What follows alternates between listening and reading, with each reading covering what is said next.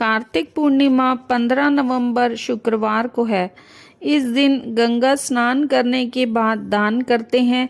इससे अक्षय पुण्य की प्राप्ति होती है, पाप मिटते हैं और मोक्ष भी प्राप्त होता है। इस दिन व्रत रखकर भगवान शिव, सत्यनारायण भगवान, चंद्रमा और माता लक्ष्मी की पूजा की जाती है। पूजा के समय कार्तिक पूर्णिमा की व्रत कथा पढ़ते या सुनते हैं, इससे इस दिन का महत्व पता चलता है।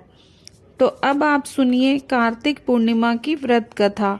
पौराणिक कथा के अनुसार भगवान शिव के बड़े पुत्र कार्तिकेय जी ने तारकासुर राक्षस का वध करके देवताओं को उसके भय से मुक्ति दिलाई थी। लेकिन तारकासुर के वध से उसके 3 बेटे तारकक्ष, कमला और विद्युन्माली बेहद दुखी और देवताओं के प्रति आक्रोशित थे। तारकासुर के बेटों ने देवताओं से बदला लेने के लिए ब्रह्मा जी की उपासना प्रारंभ की। उन तीनों ने अपने कठिन तप से ब्रह्मदेव को प्रसन्न कर दिया और अमरता का वरदान मांगा। ब्रह्मदेव ने कहा कि ये वरदान नहीं दे सकते, कोई और वरदान मांग लो।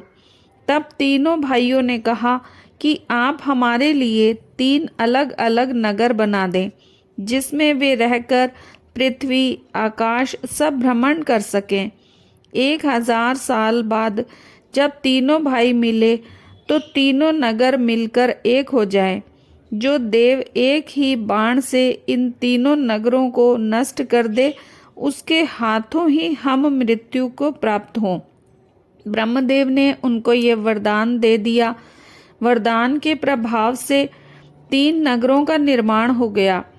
तारकक्ष के लिए सोने, कमला के लिए चांदी और विद्युन्माली के लिए लोहे का नगर बना था। उन तीनों भाइयों ने 3 लोकों पर अधिकार कर लिया। देवताओं के राजा इंद्र इन 3 भाइयों से भयभीत होकर भगवान शिव की शरण में गए और मदद करने का निवेदन किया। तब भगवान शिव ने एक दिव्य रथ का निर्माण किया, जिसमें चंद्रमा और सूर्य उस रथ के पहिए बने। इंद्र, यम, कुबेर और वरुण उस रथ के घोड़े बने। हिमालय, धनुष और शेषनाग प्रत्यंचा बने। भगवान शिव बाण और अग्निदेव उसके नोक बने।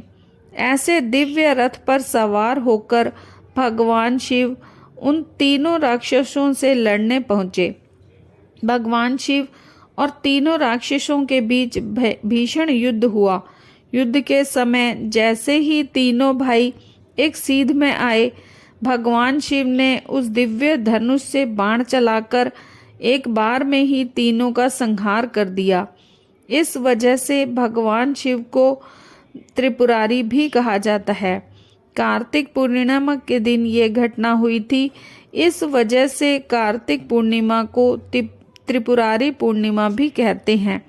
तीनों राक्षसों का वध होने से सभी देवी और देवता प्रसन्न हुए। उन्होंने भगवान शिव की पूजा की। उसके बाद से काशी में जाकर गंगा स्नान किया, फिर वहां पर दीपदान किया। इस वजह से कार्तिक पूर्णिमा की शाम को देव दिवाली मनाई जाती है।